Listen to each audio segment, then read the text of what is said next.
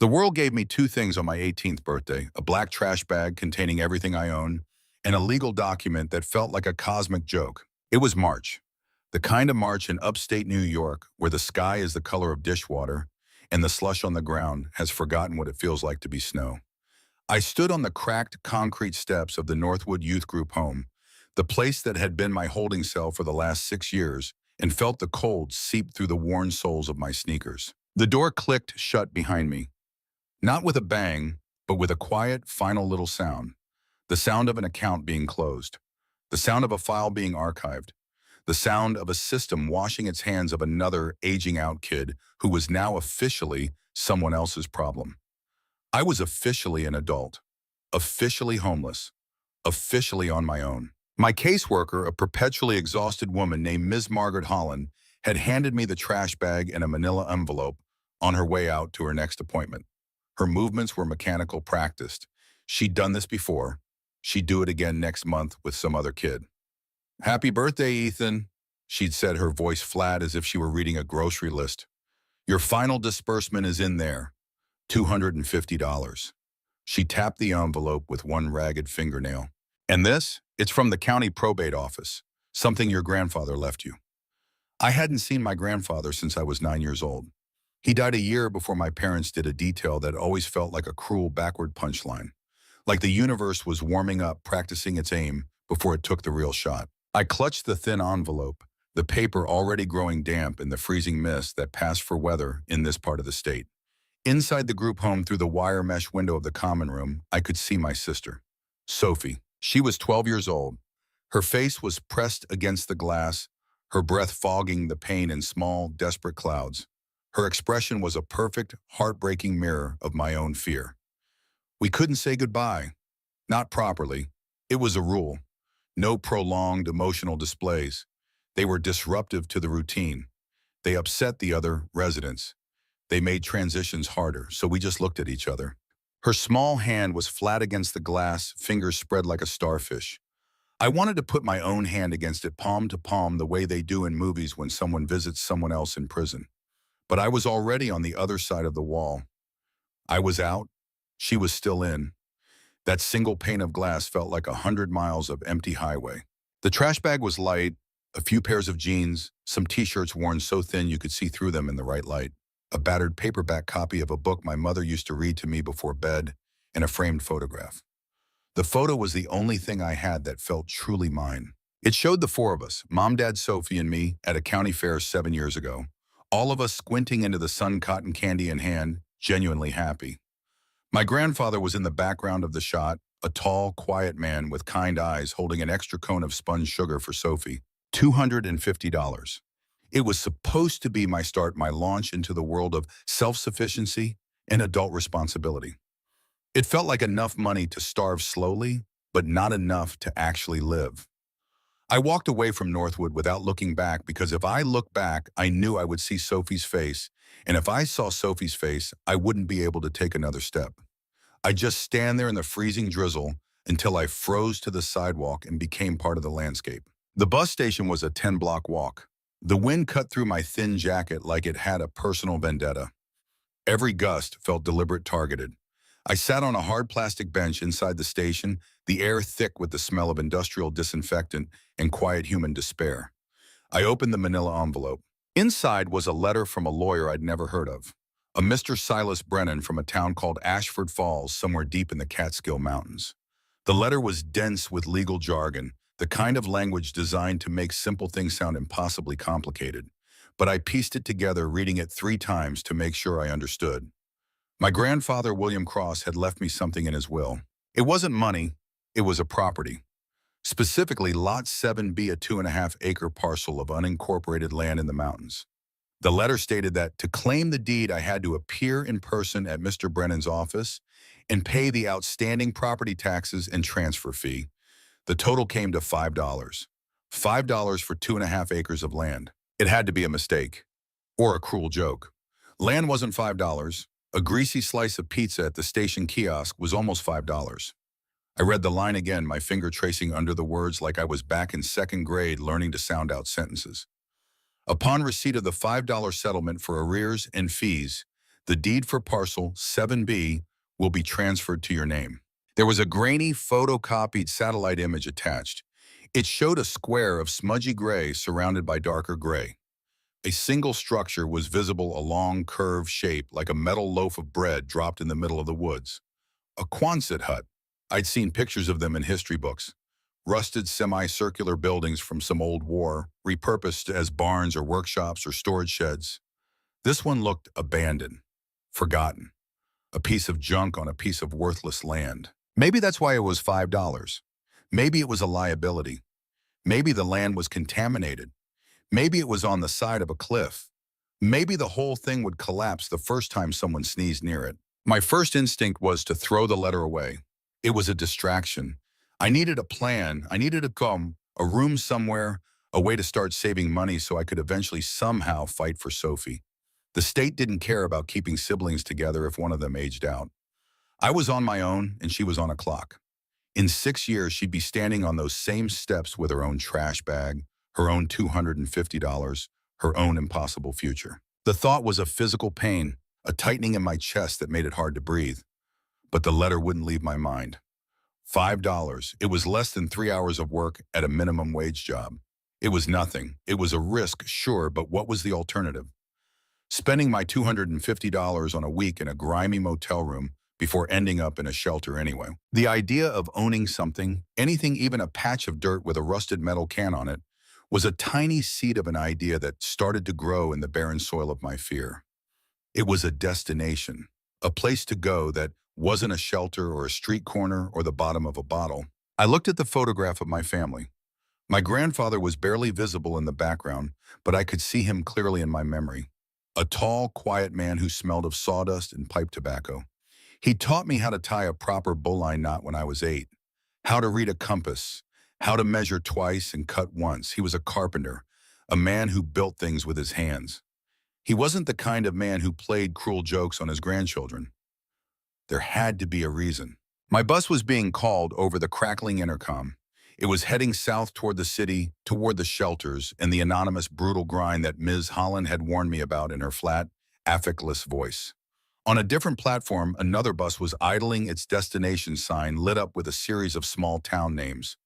One of them I recognized from the lawyer's letterhead, Ashford Falls. It was a choice, a real one, the first real choice I'd gotten to make in 6 years. Go toward the expected miserable future that everyone assumed was waiting for me, or take a $5 chance on a ghost. I stood up, my legs feeling unsteady. The trash bag felt heavier than it had any right to. I walked over to the ticket counter past the line of people who all looked like they were running away from something, or towards something, or just running. I bought a one-way ticket to Ashford Falls. It was the stupidest, most reckless thing I'd ever done. It felt like stepping off a cliff in the dark, not knowing if there was ground below or just more darkness. It was the best decision of my life. The journey felt like a descent into another world. The bus rattled its way out of the city's gray orbit past skeletal strip malls and abandoned gas stations into the rolling, empty expanse of the mountains. For hours, I watched the landscape change through the grimy window. The trees grew thicker, the hills steeper. Patches of dirty snow clung to the shadows, stubborn remnants of a winter that refused to die. The other passengers were mostly older people, their faces etched with the quiet resignation of rural life. Farm workers, retirees, people who'd lived in the same house their whole lives and couldn't imagine being anywhere else. No one spoke to me. I was just another kid with a bag, another ghost on the Greyhound. I felt invisible, and for the first time in a long time, it didn't feel like a punishment. It felt like a shield. We stopped at a rest area about 2 hours into the trip. I had 15 minutes. I found a payphone near the restrooms, the kind that still took quarters, and I fed it the coins with shaking hands. We weren't supposed to have contact for the first 30 days. Another rule, it was supposed to help with the transition, make the separation cleaner. But I had saved the number for the payphone down the hall from Sophie's room, and I knew she'd be waiting. She always waited. The phone rang 4 times, 5. I was about to hang up when I heard her voice. Hello. It was small, a little shaky, but it was her. Sophie, it's me. Ethan, her voice cracked. Is that you? It's me. Are you okay? Where are you? They said you were gone. They wouldn't tell me where. I'm on a bus. I'm going somewhere. I tried to make it sound like a plan, like an adventure, like I knew what I was doing. Where I told her about Grandpa Bill's letter, about the land. I tried to sell it to her to myself. I tried to make it sound real. It's our own place, Sophie, a real place. It has a building on it and everything. A building like a house.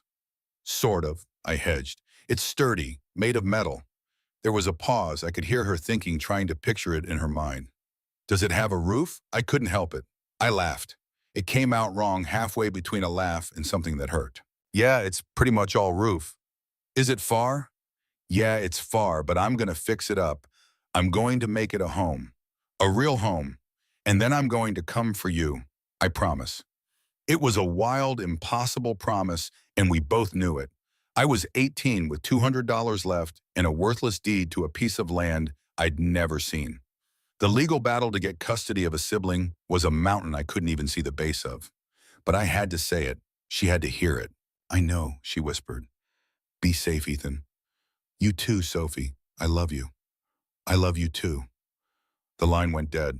I stood there in the cold, holding the receiver, the dial tone buzzing in my ear like an angry insect. The weight of that promise settled on my shoulders like a physical thing. It wasn't just about me anymore. It was about her. It had always been about her. I got back on the bus. The heater was broken and the air inside smelled like diesel and old upholstery. I pulled my jacket tighter and watched the mountains grow larger through the window. The lawyer's office was on the main street of a town that looked like it had been forgotten by the last 50 years.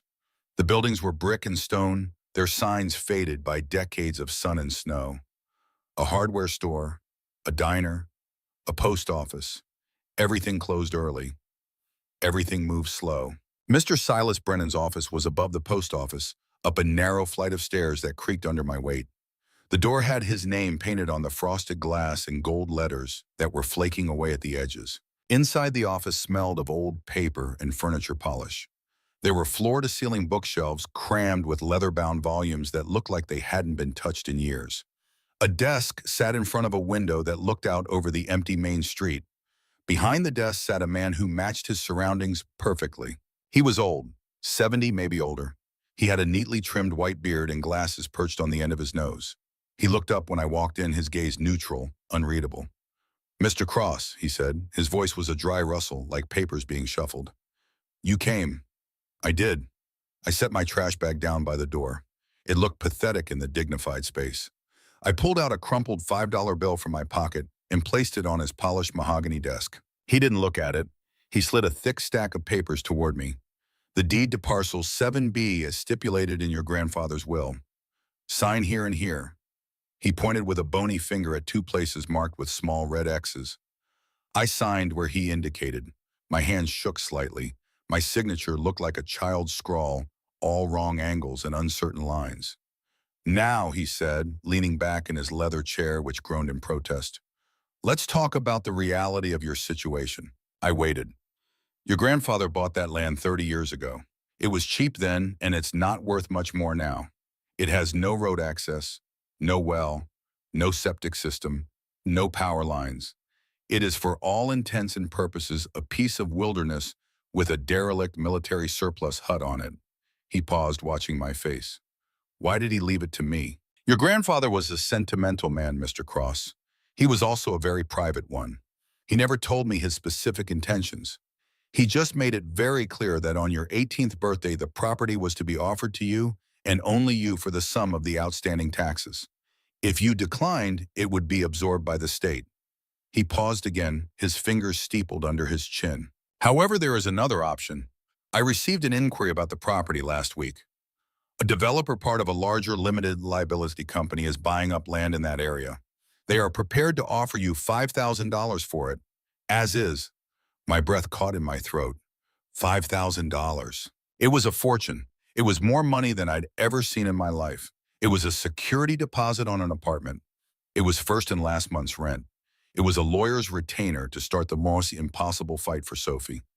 It was the smart choice, the logical choice, the sane choice. It would solve all my immediate problems. But then I thought of my grandfather, a man who built things, a man who didn't do things without a reason. And I thought of the promise I'd made to Sophie on that payphone. I'm going to make it a home. A motel room wasn't a home. An apartment in some city I didn't know wasn't a home. They've been buying up a lot of the old parcels, Mr. Brennan continued, his tone giving nothing away. They're planning something big. A resort, I believe. Perhaps a golf course. They've been very persistent. The way he said persistent made it sound like a threat. $5,000 was their opening offer. It was what they thought a desperate kid would jump at. It was an insult dressed up as an opportunity. I'm not selling, I said. The words came out before I'd even fully formed the thought in my head. They felt solid, real, true. Mr. Brennan raised an eyebrow. There was a flicker of something in his old eyes. Surprise, maybe. Respect. Are you sure son $5,000 could give you a considerable head start in life? I'm sure. It's mine. I want to see it. He nodded slowly. A small smile played on his lips. Very well. Your grandfather would have liked that. He slid a large old-fashioned iron key across the desk. It was heavy, ornate, covered in a fine layer of rust. It looked like it belonged in a museum or a fairy tale. This is for the padlock on the hut. He left it with me all those years ago. Then he gave me a hand-drawn map on a piece of yellowed paper. The directions were simple, written in careful, precise handwriting. Follow the county road for 3 miles. Turn onto a dirt track called Old Miller Road. Walk until the road disappears. The property was another half-mile hike through the woods from there. Good luck, Mr. Cross, he said, standing to shake my hand. His grip was surprisingly firm. I have a feeling you're going to need it. The walk was longer than I expected. The sun was getting low by the time I found the turn onto Old Miller Road, casting long, distorted shadows through the bare trees. The road was more of a suggestion than an actual road, 2 muddy ruts disappearing into a thicket of pine and bare-limbed maples. My trash bag felt heavier with every step. The air grew colder. The silence grew deeper. The only sounds were the crunch of my sneakers on the frozen ground and the frantic beating of my own heart. I was terrified. I was completely, utterly alone. But I was also walking towards something that was mine. The thought was a small, warm coal in the center of my chest, glowing stubbornly against the cold. I followed the map, counting my paces the way Grandpa Bill had taught me. I came to a line of old, crumbling stone walls, the kind farmers used to build to mark their property lines before fences were cheap. According to the map, this was it, my land. I pushed through a tangle of thorny bushes, and there it was. The Quonset Hut. It was bigger than I'd imagined from the satellite photo, and in worse shape. It squatted in a small clearing, like a great gray beast, tired and old and forgotten. Rust bloomed in angry orange patches all over its curved surface, spreading like a disease. The 2 massive doors on the front were dented and scarred as if something had tried to break in, or break out.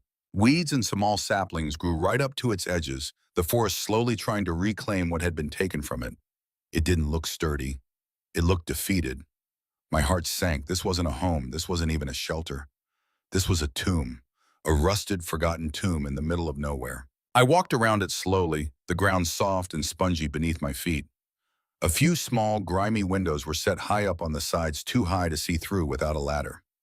At the back, a stovepipe poked crookedly toward the darkening sky like a broken finger pointing at nothing. It was a wreck, a piece of junk. The $5,000 offer echoed in my mind louder now. I could still turn back. I could walk back to town, find a phone, call the lawyer. I could take the money and run. No one would blame me, but I had the key. The heavy, rusted key that felt like a responsibility in my pocket. I went to the front doors. A thick, rusted chain was wrapped around the 2 handles, held together by a massive padlock that looked as old as the hut itself. It was the same color as the rust on the walls, orange and brown, and corroded. I slid the key into the lock. It resisted. It grated. For a moment, I thought it was the wrong key, that this was all some final cosmic joke. I put my shoulder into it, turning with all my strength. There was a loud, protesting screech of metal on metal, and then a solid, satisfying clunk. The lock sprang open. The chain fell away with a heavy clang that echoed through the silent woods, scaring a crow from a nearby tree. It took all my weight to pull one of the huge doors open. It groaned on its hinges, the sound like a wounded animal echoing in the emptiness. I peered inside. The interior was vast and dark, a cavern of shadows. A single beam of dusty afternoon light cut through the gloom from a crack in the roof high above, illuminating a universe of swirling dust motes.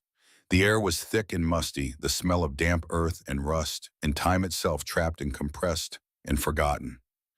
It was empty, or almost empty.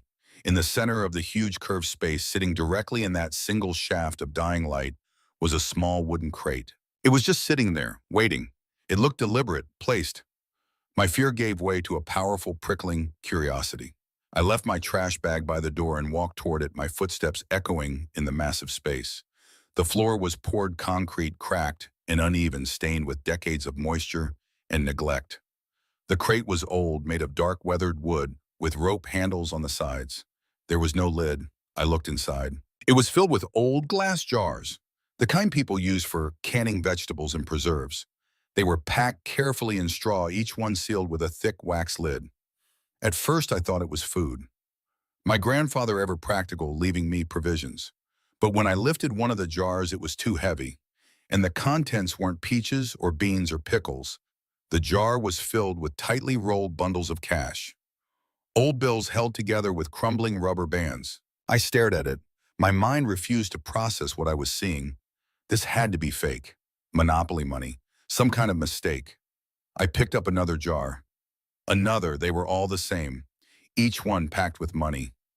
I sat down hard on the cold concrete floor, my legs suddenly weak. I pulled one of the bundles out. The rubber bands snapped immediately, disintegrating with age, and a cascade of $20 bills spilled into my lap. They were soft, worn, real. I counted them with shaking hands. $1,000 in a single bundle. There were at least 20 bundles in that one jar, and there were at least a dozen jars in the crate. This wasn't a head start. This was a different life, a different future. This was Sophie's future. I started to laugh, a strange choked sound that echoed off the curved metal walls and came back to me distorted. Then the laughter turned into something else, a deep, gut-wrenching sob that came from somewhere I didn't know existed inside me. I cried for everything, for the 6 years in the system, for the cold loneliness of the last 24 hours, for the terror and the desperation and the impossible weight of trying to be an adult when I still felt like a scared kid. I cried for my parents dead on a rainy highway 6 years ago, and I cried for the quiet, practical man who had built this strange rusted ark in the middle of the woods and filled it with hope. He hadn't just left me a piece of land, he'd left me a chance. But as I sat there surrounded by a fortune I couldn't comprehend, wiping my face with the back of my hand, I saw something else at the bottom of the crate, tucked beneath the last layer of straw. It was a thick, leather-bound journal, and on the cover in faded gold leaf was my grandfather's name, William Cross. I opened it with trembling fingers. The first page wasn't a journal entry, it was a letter. The handwriting was neat, precise. The script of a man who worked with his hands but took pride in doing everything carefully.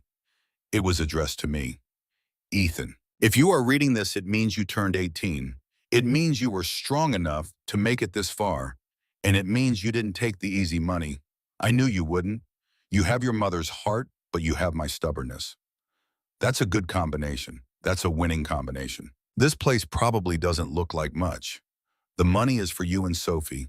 It's everything I saved after your grandmother passed. I sold the house, lived cheap, kept it simple. I wanted you both to have a foundation, something the world couldn't take away. But the money is the least important thing I'm leaving you. The most important thing is this land, this hut. This is your home if you choose to make it one. The letter went on. He explained that he had bought the land cheap because of its lack of access and utilities. But he saw something others didn't. He wrote about the developers, even back then, sniffing around trying to consolidate the parcels for some big project. He knew they'd be back. They always came back. They think this land is empty, he wrote. They are wrong. Don't let them bully you, son. They will try. They will offer you money that sounds like a kingdom. But what you have here is more valuable than their resort.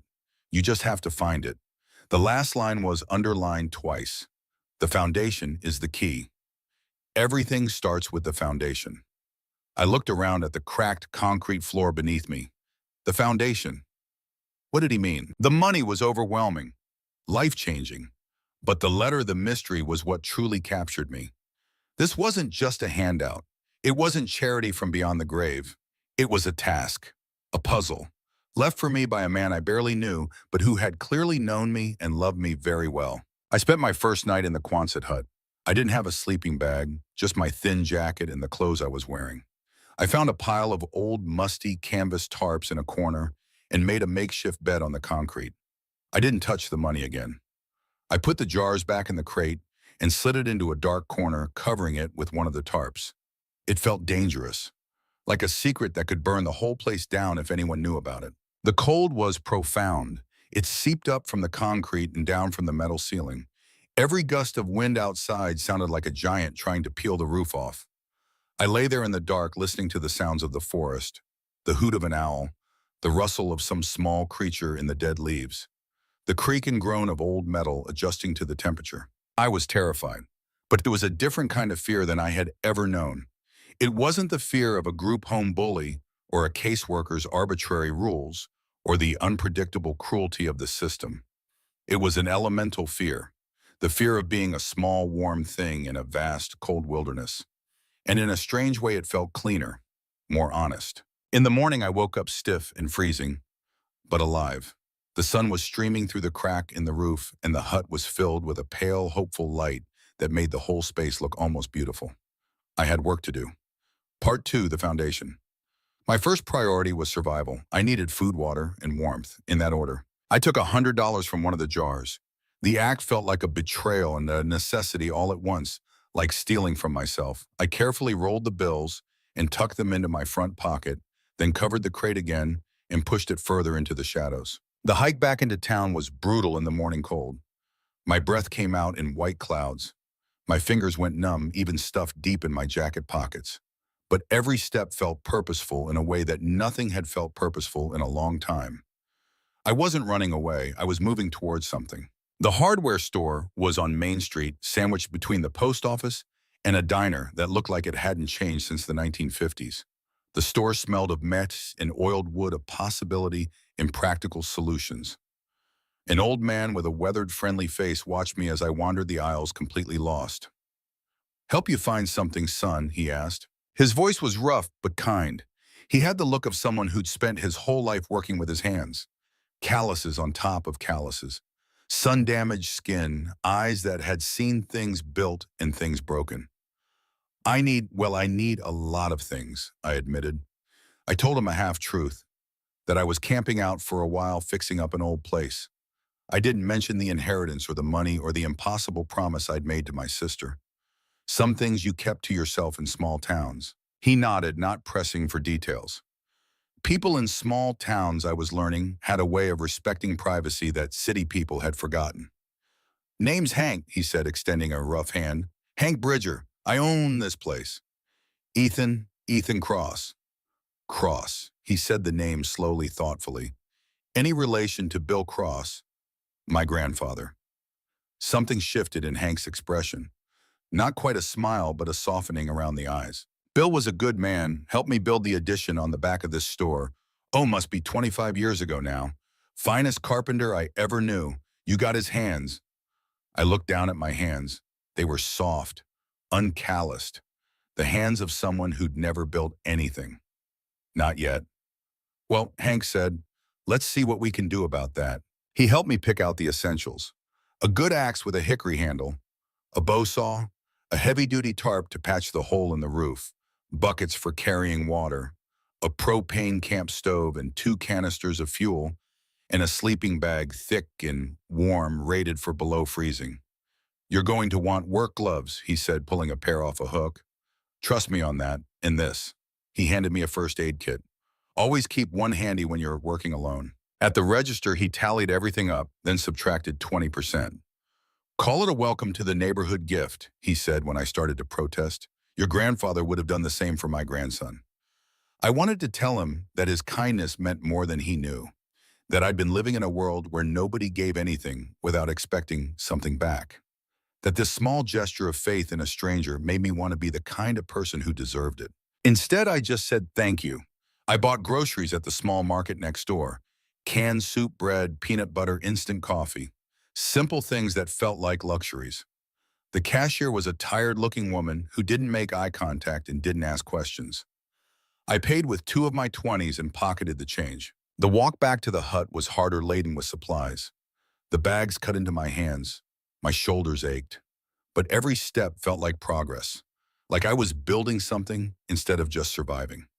The next few weeks became a blur of hard physical labor. I patched the hole in the roof with the tarp, a precarious job that involved climbing the curved surface with a rope tied around my waist. The rope was tied to a tree, the knot one my grandfather had taught me years ago. A bowline. It wouldn't slip. It wouldn't fail. He'd made me practice it 100 times until I could tie it with my eyes closed. I cleared the weeds and saplings from around the hut, creating a perimeter of open ground. It made the place look less like it was being swallowed by the forest and more like someone actually lived there. I found a small stream about a quarter-mile away, clear and cold, running over smooth stones. I filled my buckets and hauled them back two at a time, my back screaming in protest. I learned quickly to take smaller trips more often, to pace myself, to work smart instead of just working hard. I learned how to chop wood. My first attempts were pathetic, the axe bouncing off the logs more often than it split them. My hands blistered within an hour, but I kept at it, and slowly, painfully, I got better. The blisters popped and bled and became calluses. The axe started to feel like an extension of my arms. The wood started to split clean. In the back corner of the hut, I found an old wood-burning stove. It was rusted but intact, a cast-iron beast that must have weighed 300 pounds. I spent 2 full days cleaning it, scrubbing away decades of rust and creosote with a wire brush until my arms felt like they were going to fall off. I ran a new stovepipe up through the old hole where the crooked pipe had been, sealing it as best I could with metal flashing and high-temperature caulk that Hank had recommended. The first night I lit a fire in that stove, the warmth that spread through the vast space felt like a miracle. It pushed back the damp, the cold, the oppressive darkness. It made the hut feel less like a metal can and more like a shelter. The firelight danced on the curved walls, creating shadows that moved and shifted like living things. I sat on the concrete floor with my back against the wall, a cup of instant coffee in my hands, and felt something I hadn't felt in 6 years. Peace. I talked to Sophie every few days from the payphone in town. I'd walk the 3 miles each way just to hear her voice for 5 minutes. The conversations were always the same. She'd ask how I was doing and if I was safe, if I was eating enough. I'd tell her about the work, about the stove, about the woods. I didn't tell her about the money. It was too big, too dangerous a secret to speak over a phone line that anyone could be listening to. But she could hear the change in my voice. "You sound different, Ethan," she said one evening. The sun was setting and the payphone booth was cold, but I didn't want to hang up. "How?" "I don't know. Older, less scared." "I am scared," I told her honestly, "but it's a good scared now. Does that make sense?" "I think so." There was a pause. I could hear voices in the background, other kids in the group home. "When can I come see it?" "Soon, Sophie. I promise. I just need to get it ready first. Make it a real home. Is it pretty there?" I looked out through the grimy glass of the phone booth, at the darkening street, at the mountains rising in the distance, at the first stars beginning to appear in the deep blue sky. "Yeah," I said, "it's pretty." 1 month after I arrived, the letter came. Silas Brennan called me into his office. I'd gotten into the habit of stopping by once a week, partly to check if there was any mail, partly because the old lawyer seemed to enjoy the company. He'd tell me stories about my grandfather, about the old days in Ashford Falls, about cases he'd worked on over his 50-year career. But this visit was different. His expression was serious when I walked in. "Sit down, Ethan." I sat. He slid an envelope across the desk. It was thick, creamy paper with an embossed logo of a stylized mountain peak. The return address said Mountain Vista Development, LLC. "They've made a new offer," Brennan said. I opened it. The letter was professionally written, full of corporate language that tried to sound friendly, but came across as threatening. They were prepared to offer $25,000 for my property, as is no questions asked, quick closing. $25,000. It was 5 times their original offer. It was more money than my grandfather had probably made in a year of hard work. It was a new life. It was freedom. But attached to the offer was something else. A notice of intent to petition the county to seize the land under eminent domain, claiming that my unimproved structure constituted a blight on the community and impeded necessary infrastructure development. It was a threat wrapped in legal language, a stick to go with their carrot. They're getting desperate, Brennan said, watching my face. Very unusual for a company like this to show their hand so obviously. What does this mean? Can they really take the land? They can try. Eminent domain is a real thing, but it's complicated. They'd have to prove that there's a compelling public interest, that they've made a good faith effort to purchase the property at fair market value, and that there's no reasonable alternative. None of which is particularly easy when the property in question is privately owned, unincorporated land with no clear public benefit to the seizure. He leaned back in his chair. But they've been buying up parcels very aggressively. 11 properties in the last 6 months. Yours is the last piece they need for whatever they're planning. That makes them dangerous. Cornered animals tend to lash out.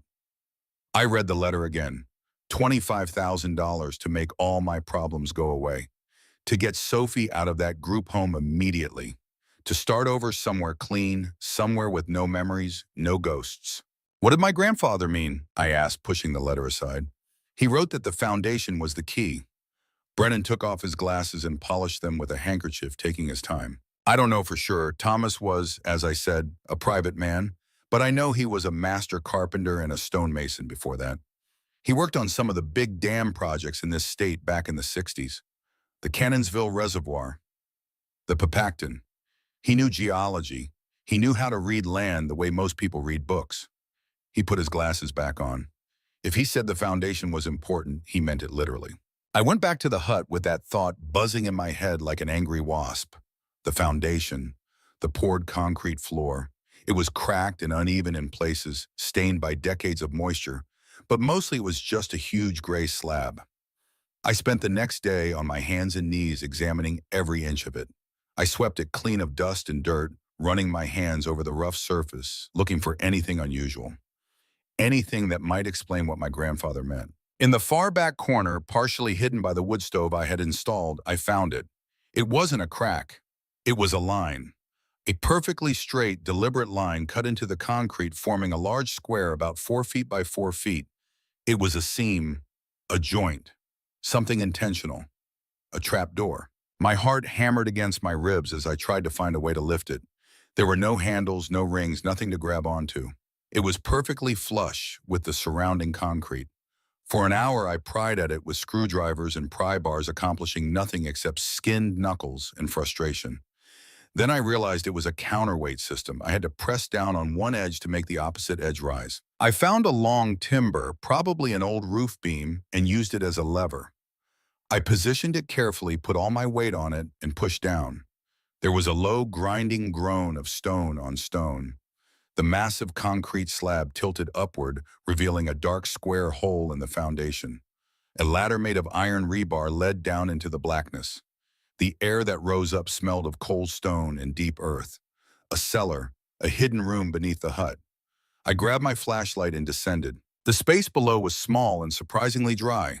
The walls were made of expertly fitted fieldstone, each rock carefully chosen and placed to interlock with its neighbors. No mortar. Just the perfect friction of stone on stone. My grandfather's work.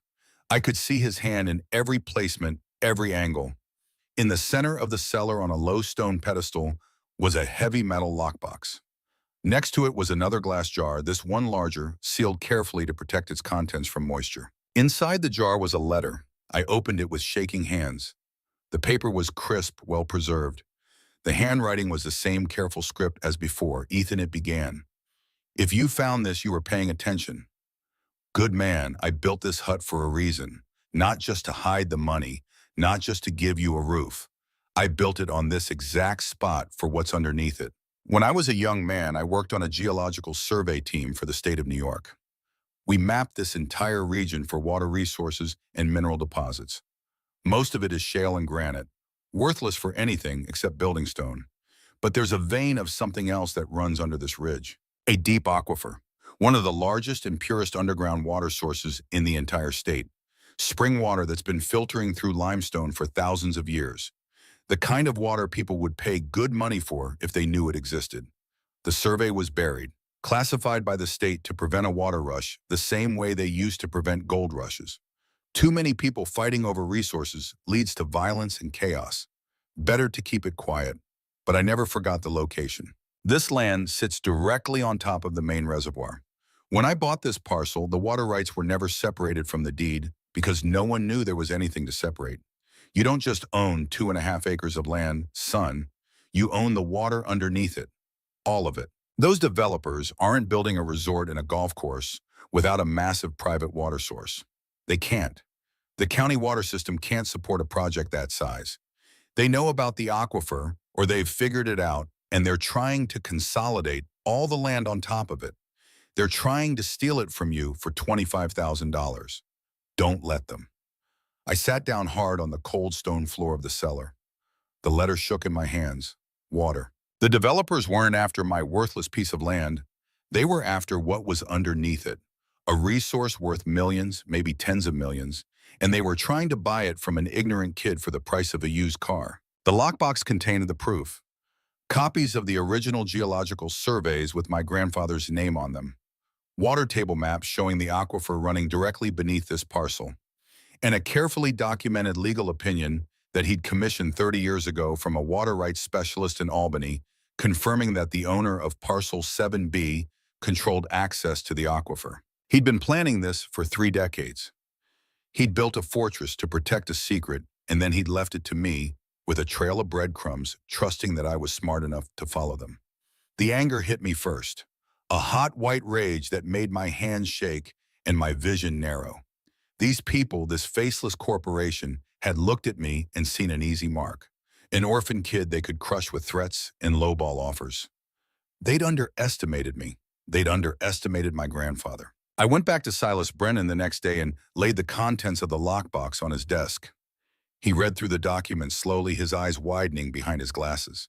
He took them off and polished them, habit I'd noticed he did when he was thinking hard. "Bill, you magnificent bastard," he whispered to himself, almost reverently. Then he looked at me, and for the first time since I'd met him, he smiled. A genuine broad smile that took years off his face. "Ethan, this changes everything. This isn't a defensive fight anymore. This is leverage. We don't have to just tell them no. We can set our own terms." The next few months were a crash course in a world I never knew existed, a world of lawyers and hydrological reports and corporate negotiations. Silas Brennan became my guide, my general in a war fought with registered letters and legal filings instead of fists. He hired a top water rights attorney from Albany named Patricia Keene, a sharp woman in her 50s who looked like a librarian and negotiated like a mob boss. The fee came from the money in the crate, and I didn't hesitate. This wasn't just about me anymore. This was about Sophie. This was about not letting them win. I learned words like riparian rights and commercial extraction permits and prior appropriation doctrine. I learned that water law in the eastern United States was vastly different from water law in the West. I learned that what my grandfather had left me wasn't just land, it was power. Mountain Vista fought it back. They tried to bury us in paperwork, filing motion after motion, challenging the validity of my grandfather's survey, questioning whether water rights from 30 years ago still applied, arguing that the public interest demanded access to the resource. But my grandfather had been too meticulous. His work was flawless. Every measurement, every calculation, every notation was perfect. And the legal opinion he'd commissioned had been written by one of the most respected water rights attorneys in the state's history. Their case was built on the assumption that no one knew what was down there. Once we proved we did, their whole strategy crumbled. During all this, I kept working on the hut. The legal battle felt abstract, unreal, like something happening to someone else. But the physical work was immediate and tangible. It was what kept me sane. I bought a small used generator, which gave me power for lights and tools. I taught myself how to frame walls by watching videos at the library in town on their public computer. I read books about basic electrical wiring and plumbing. I made mistakes. I tore things down and rebuilt them. I got better. Hank from the hardware store became my unofficial mentor. He'd stop by once a week or so, always with some excuse. Needed to check on a tool he'd lent me. Had some extra lumber from another project. Wondered if I'd seen his tape measure. But really, he just wanted to see the progress. And to give advice. "You're rushing the framing on that wall," he'd say, pointing with a calloused finger. "See how it bows in the middle? You need another stud right there." Or, "That wiring is going to fail inspection if you ever get this place on the grid. You can't just twist wires together and hope for the best.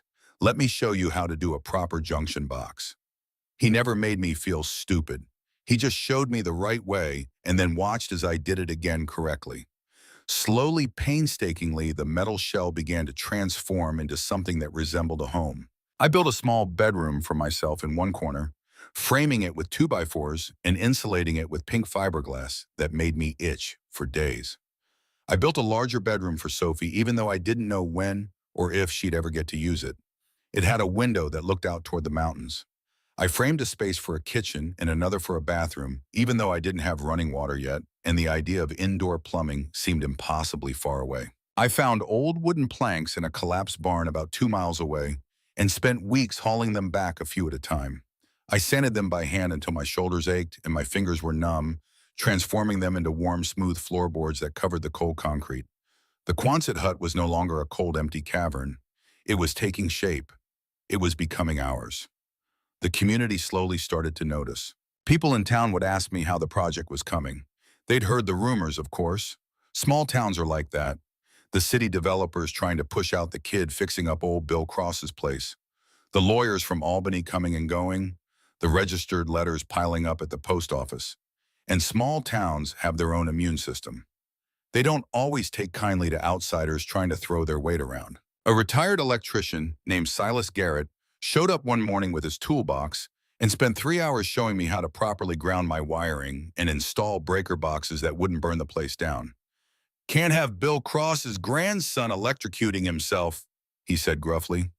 "Your grandfather helped me rewire my house in '73. Never charged me a dime. This is me paying that forward." A woman named Ruth Calloway dropped off a box of old kitchen supplies. Pots, pans, dishes, silverware. All mismatched, all well used, all perfect. "My kids are grown and gone," she said. "No sense in this stuff gathering dust in my attic when someone can use it." Hank let me use his workshop to build kitchen cabinets, teaching me how to use a table saw and a router, how to make joints that fit together like puzzle pieces. They weren't just being kind. They were choosing a side. They were choosing me. And every time one of them showed up with help or supplies or advice, I felt the weight of that choice, the responsibility of being worth their faith. The turning point in the legal fight came on a Tuesday in early July. Silas called me into his office. Patricia Keene was already there, along with 2 men in expensive suits I'd never seen before. They stood when I walked in, which felt strange. People didn't usually stand for me. "Ethan," Silas said, "these gentlemen have requested a meeting.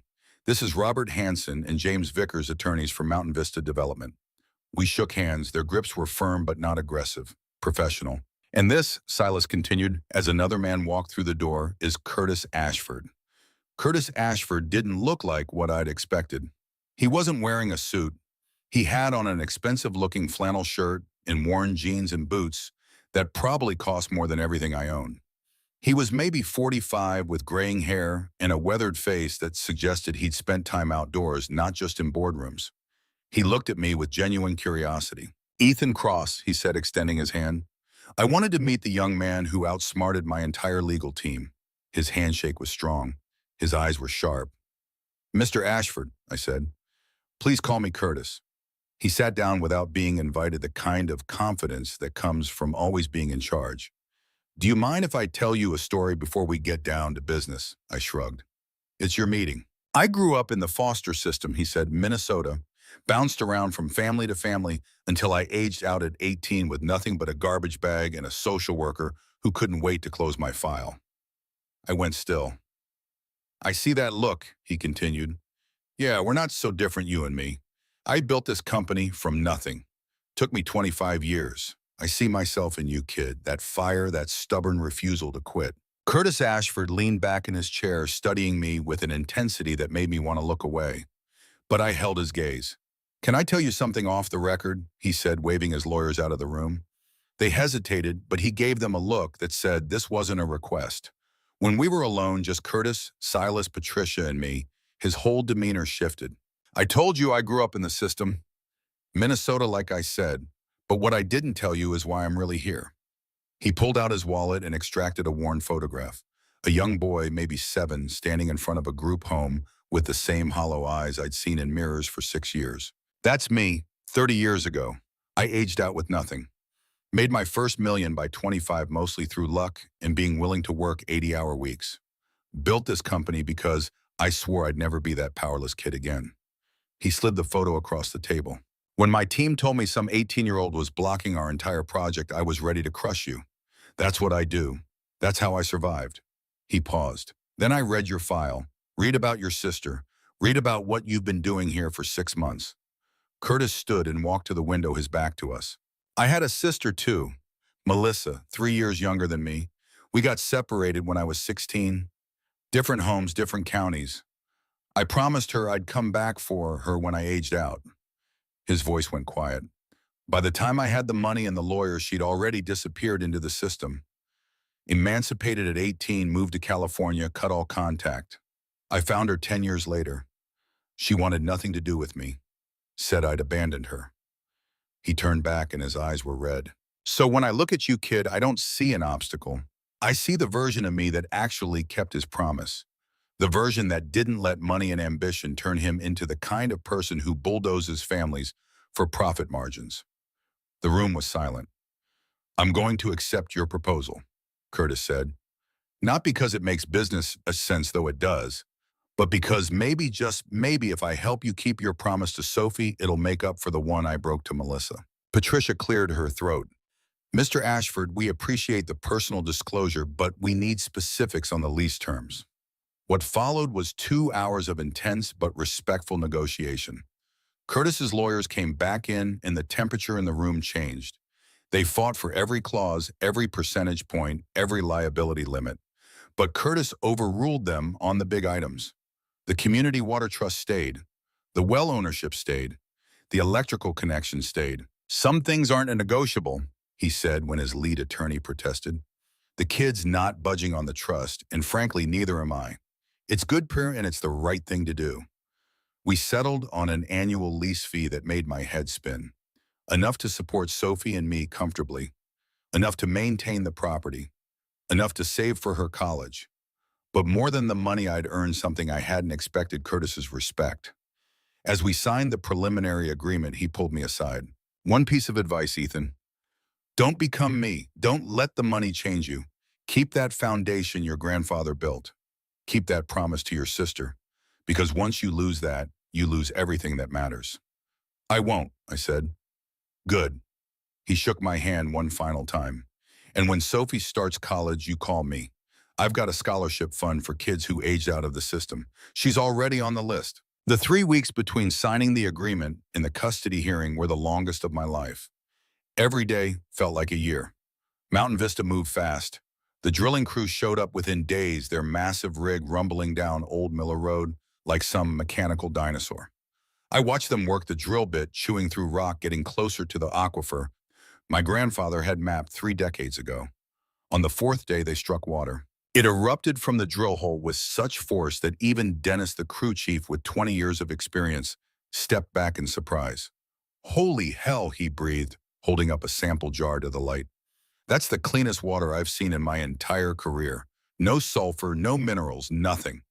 This is what they bottle and sell for $5 at fancy grocery stores. The installation took another week. Submersible pump pressure, tank filtration system, all running lines into the hut. When they finally connected everything and I turned on the kitchen tap for the first time, I just stood there watching water flow. Crystal clear, cold as ice, tasting like it had filtered through the mountain itself for 1,000 years. I filled a glass, drank it down, then sat on the floor and cried for the 10th time since arriving at this place. The power company came next. Eddie and his crew trenched through the forest, set pole-strung wire. When they connected the main breaker and I flipped the switch, every light in the hut blazed to life simultaneously. Real electricity, not a generator's weak yellow glow, not candles or firelight, but steady, reliable, modern power. I called Sophie that night. It's ready, I told her.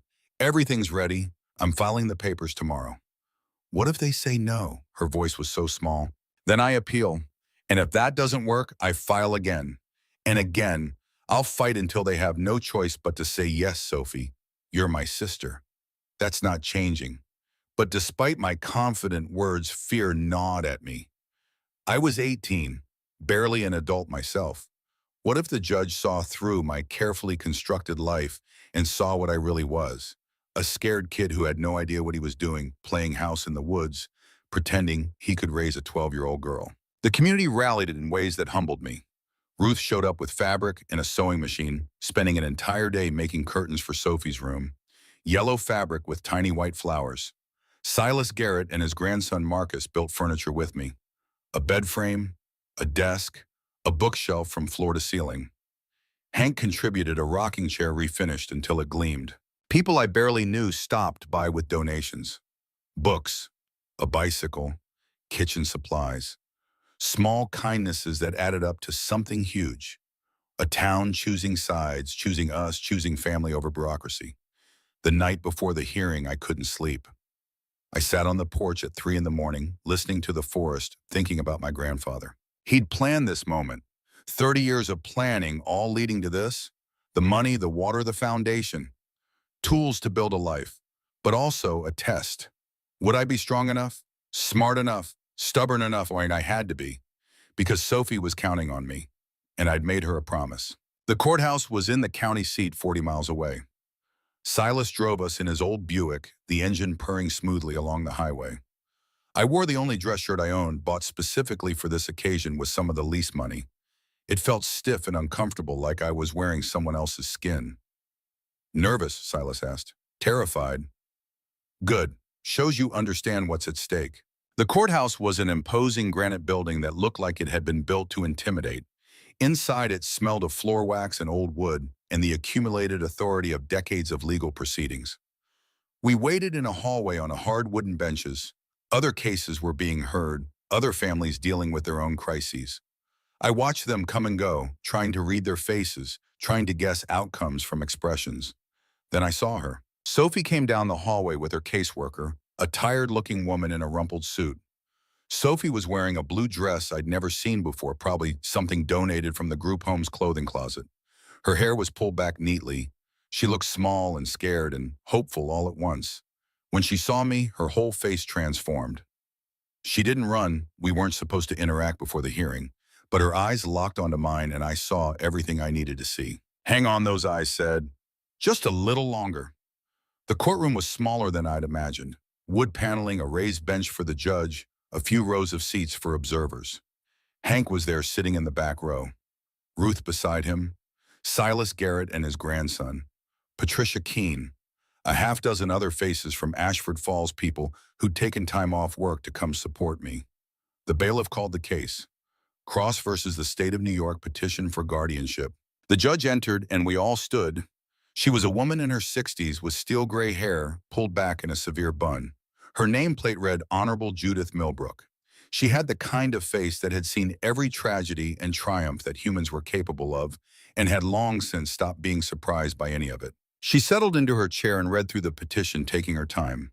I could see her eyes moving over the pages, pausing occasionally to reread something. The courtroom was silent except for the sound of papers rustling and someone coughing in the back row. Finally, she looked up. Mr. Cross, you're 18 years old. Is that correct? Yes, Your Honor. And you've been out of the foster care system for approximately 6 months. Yes, Your Honor.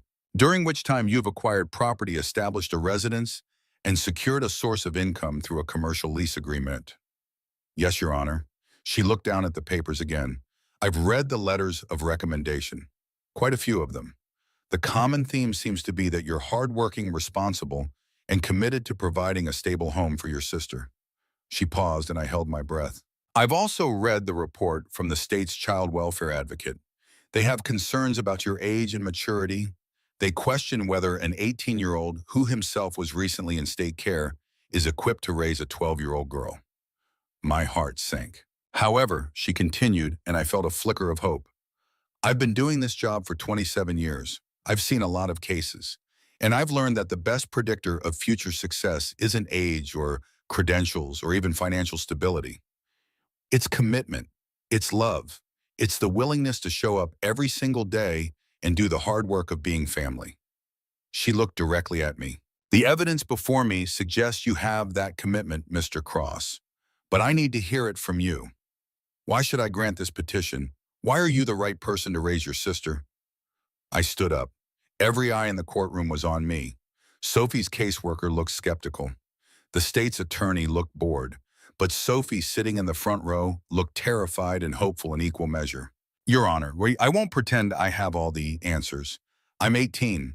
I'm still figuring out how to be an adult myself, but I know this Sophie is my sister. She's the only family I have left in this world. We've been separated for 6 years because the system decided it was easier to put us in different homes than to keep us together. I've spent every day of those 6 years planning for this moment, working toward it, building toward it. I took a breath. I can't promise I'll be perfect. I can't promise I won't make mistakes, but I can promise I'll be there. Every day, every night, every crisis, and every celebration. I'll be there because that's what family does. That's what my grandfather taught me. You build a foundation strong enough to weather any storm, and then you show up every day to maintain it. Judge Millbrook was quiet for a long moment. Then she looked at Sophie. Sophie Cross, please approach the bench. Sophie walked forward on shaky legs. She looked even smaller, standing there in front of the judge's raised platform. Sophie, I need to ask you some questions. You understand that you're under oath, which means you have to tell the truth. Yes, ma'am. In the group home, you have structure. Consistent meals, supervision, educational support. If you live with Ethan, he'll be working. There will be times you're alone, times when maybe there's not much money, times when you might have to grow up faster than other kids your age. Knowing all that, do you still want to live with him? Sophie didn't hesitate. Your Honor, I've been alone for 6 years. Even with people around me, all the time I was alone because none of them were family. Ethan is my family. That's all that matters. But what if it's hard? What if there are sacrifices? Then we'll figure it out. Together. That's what families do, isn't it? Judge Millbrook smiled for the first time. A small, sad smile. Yes, Sophie, that's exactly what families do. She looked at the state's attorney, a bored-looking man who'd been checking his phone through most of the proceedings. Does the state have any objections? He stood reluctantly. Your Honor, the state maintains that Mr. Cross's age and limited resources make this placement inadvisable. We recommend Sophie remain in care until a more suitable guardian can be identified.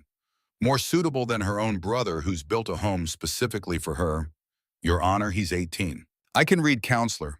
I'm asking if the state has identified any specific concerns beyond his age.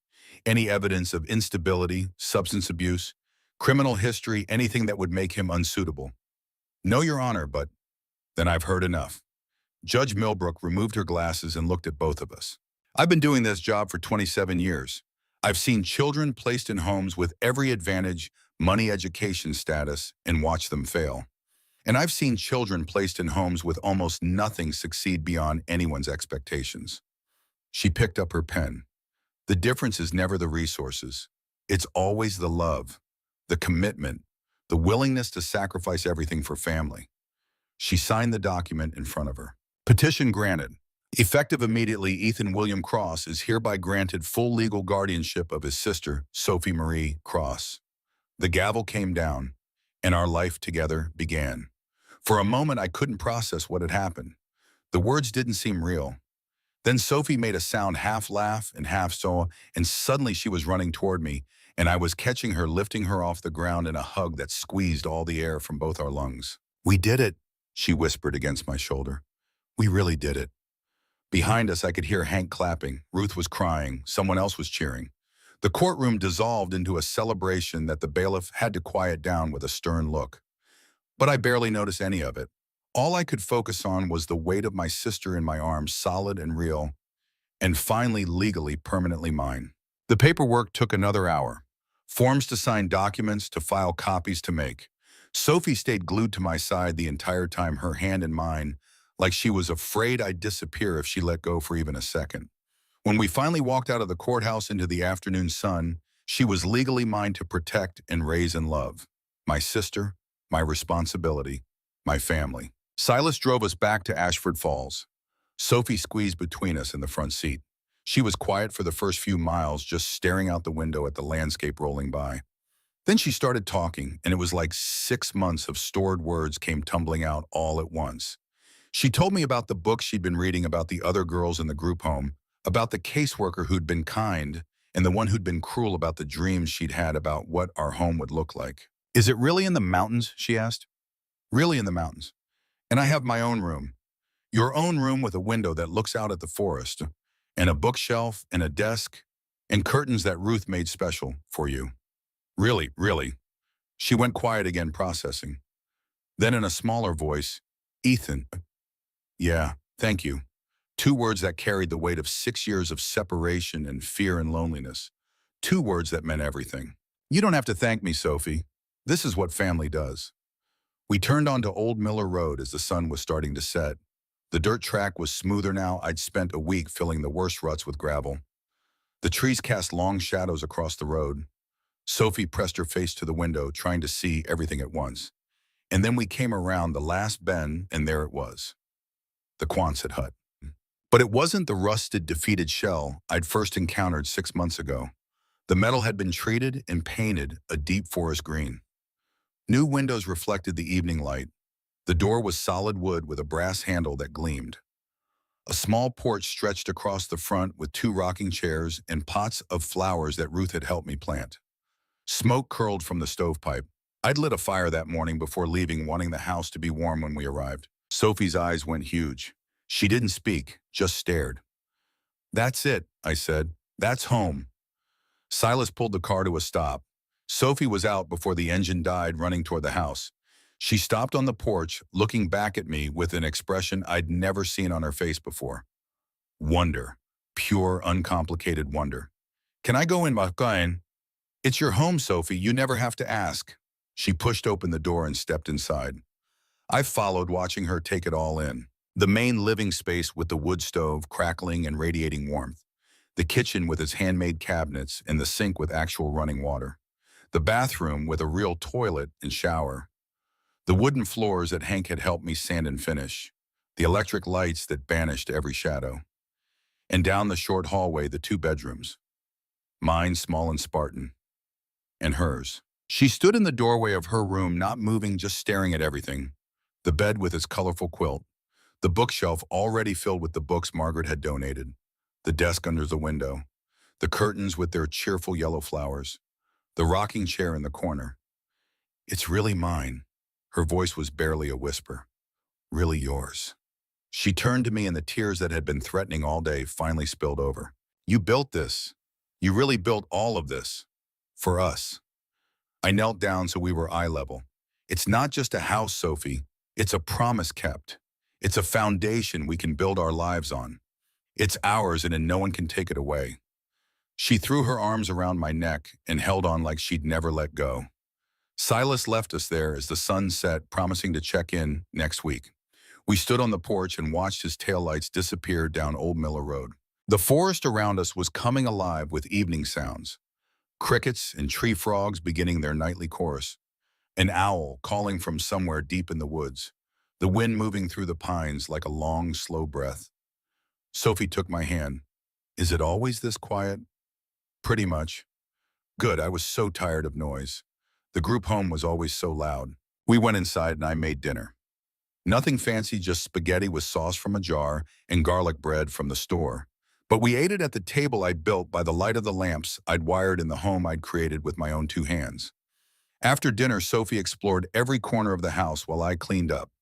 I could hear her opening cabinets, testing the water pressure in the bathroom, flipping light switches on and off just to watch them work. She found the wood stove and stood in front of it, warming her hands against the radiating heat. Ethan. Yeah. Tell me about Grandpa Bill. I don't remember him very well. I dried my hands and came to sit beside her on the floor, our backs against the wall, the fire crackling in front of us. He was quiet, didn't waste words. But when he spoke, you listened because it mattered. He built things, houses, furniture, stone walls that would last 100 years. He could look at a piece of land and see what it wanted to be. Did he love us? Yeah, he loved us a lot. That's why he did all this. He knew what might happen. He knew we might need a place to land. So he bought this land and hid the money and kept the secret about the water, and he built us a foundation that we could stand on when we had nowhere else to go. Sophie was quiet for a long time, watching the flames dance behind the stove's glass door. I miss Mom and Dad. Me too, every day. But I'm glad we have this. I'm glad we have each other. Me too, Sophie. That night, I tucked her into bed for the first time in 6 years. She was almost too old for it, 12, going on 13, practically a teenager, but she didn't protest. She let me pull the quilts up to her chin and smooth her hair back from her forehead. Good night, Sophie. Ethan. Yeah. Promise me this is real. Promise me I'm not going to wake up back at the group home. I sat on the edge of her bed and took her hand. This is real. You're home, you're safe. And I'm not going anywhere, not ever. She held onto my hand until her breathing slowed and deepened, and she fell asleep. I went back out to the main room and stood by the window looking out at the dark forest. The moon was rising through the trees, painting everything in silver light. An owl called, and another answered from across the valley. 6 months ago, I'd been standing on the steps of Northwood Group Home with a trash bag and $250 staring at an impossible choice. City or mountains, safety or risk, known misery or unknown possibility. Now I had a home. I had my sister. I had a future that was ours to build. The money my grandfather left was mostly in a bank account, now a trust fund for Sophie's education and whatever dreams she might chase. But the real inheritance had never been about money. It was about faith, about believing that someone you barely remembered could love you enough to plan for your future. About understanding that the most valuable things are often hidden, buried under layers of rust and time and neglect, waiting for someone stubborn enough to dig them out. My grandfather had left me more than land and water and cash in jars. He'd left me a map, not to treasure but to myself, to the person I could become if I was willing to work for it. The foundation is the key. Everything starts with the foundation. I understood now. He wasn't talking about concrete and stone and the hidden cellar beneath the hut. He was talking about the foundation of a life, of a family, of a future built on love and stubbornness and the refusal to give up even when everything seemed impossible. That foundation couldn't be taken away by developers with their checkbooks and lawyers. It couldn't be eroded by systems that treated kids like problems to be managed. It couldn't be destroyed by bad luck or tragedy or time. It was ours. We'd built it, and it would hold. The next morning, I woke to the smell of coffee. I stumbled out of my room to find Sophie in the kitchen, fumbling with the coffee maker, trying to figure out how it worked. I wanted to make you breakfast, she said sheepishly, but I don't really know how to cook. That's okay, we'll learn together. We made scrambled eggs that were slightly rubbery and toast that was slightly burned, and we ate it on the porch as the sun came up over the mountains.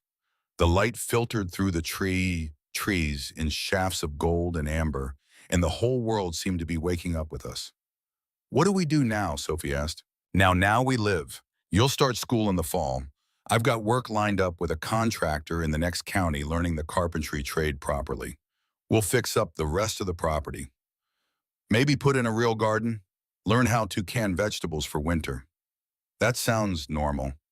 Yeah, normal sounds pretty good right now. She leaned her head against my shoulder, and we sat there in the rocking chairs Hank had contributed, watching the forest come alive with morning sounds. Birds calling to each other. A deer moving through the underbrush. Somewhere far off, the sound of water running over stone. This was it. This was what my grandfather had given us. Not just a piece of land or a source of income or even a roof over our heads. He'd given us the chance to be a family, to build something that would last, to prove that love and stubbornness in faith could overcome any obstacle. And we'd taken that chance. We'd done the work. We'd built the foundation. Now it was time to build the rest of our lives on top of it. Hey, Ethan, Sophie said. Yeah, I love you.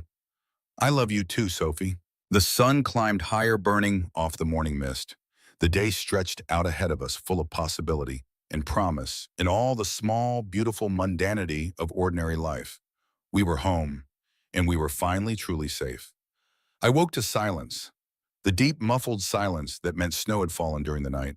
It was January now, 6 months since Sophie had come home. 6 months of ordinary miracles.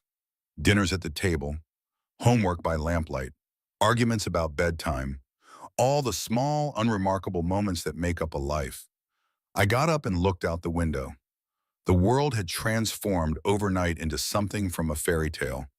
6 inches of fresh powder covered everything, smoothing the rough edges of the forest, making it pristine and new. Sophie was already up, standing on the porch in her pajamas and winter coat, staring at the snow with the same wonder she'd shown when first seeing the house. "It's beautiful," she breathed when I joined her with 2 mugs of coffee. "First snow is always the best." We stood there together, coffee warming our hands, watching the sun rise over the white mountains. The smoke from our chimney rose straight up in the still air. "Ethan, yeah, I've been thinking about Grandpa Bill. What about him? He never got to see this, the house finished, us here together. He never got to know if his plan worked." I thought about that, about the old man who died before my parents, who'd set all this in motion knowing he'd never see the result. "I think he knew," I said. "I think he had faith it would work out. That's what made it possible." Faith in what? In us, in family, in the idea that sometimes you build something not for yourself, but for the people who come after you, for the people you'll never meet. You build it because it's the right thing to do. Sophie leaned against me. "We should do that too. Build something for the people who come after us. We are. This house, this light, this foundation. Someday maybe you'll have kids, and they'll have this place, this story, this proof that even when everything falls apart, you can build it back better than it was before." A crow called from the forest. Snow slipped from a branch and fell with a soft thump. Hank's truck appeared down Old Miller Road right on time. We'd been working together on an addition, a workshop where I could learn the carpentry trade properly. Ruth had found me an apprenticeship with a contractor in the next county. I was learning to build things the way my grandfather had, with precision and care and pride. The Community Water Trust had held its first meeting last month. 15 families from Ashford Falls now had access to clean, affordable water because of my grandfather's foresight and my stubborn refusal to take the easy money. Mountain Vistas Resort was under construction 5 miles away. I could see the lights sometimes at night. Curtis stopped by, occasionally checking on progress, always making a point to ask how Sophie was doing. Last month, he'd brought a laptop computer for her schoolwork, saying it was surplus equipment from one of his projects. We both knew it wasn't. Sophie had started at the local middle school in September. The first week had been rough, but she'd made friends. 2 girls who lived in town and didn't care that she was the girl whose brother lives in the weird metal house in the woods. They came over sometimes, and I'd hear them laughing in Sophie's room, and it sounded like the most normal thing in the world. We had everything we needed: water, power, warmth, food, each other. But more than that, we had purpose. We had roots. We had a foundation. "I love you, Ethan," Sophie said, still watching the snowfall. "I love you too, Sophie." Hank's truck pulled up, and he got out with a thermos of coffee and a grin. "Ready to work, kid?" "Ready." Sophie went inside to get ready for school. I grabbed my coat and tools and headed out to meet Hank. The snow crunched under my boots. My breath came out in white clouds. This was my life now. Work and family, and the slow, steady rhythm of building something that would last. It wasn't perfect. It wasn't easy. Some days were hard. Some days I still felt like that scared 18-year-old standing on the group home steps with nothing but a trash bag and a prayer. But those days were getting fewer, because I had what my grandfather had left me. Not just the land or the money or the water. I had the knowledge that I was strong enough, that I could build something from nothing, that I could keep my promises, that I could be family. The foundation is the key. Everything starts with the foundation. My grandfather had written those words, and I'd spent 6 months learning what they meant. Now I knew the foundation wasn't concrete and stone.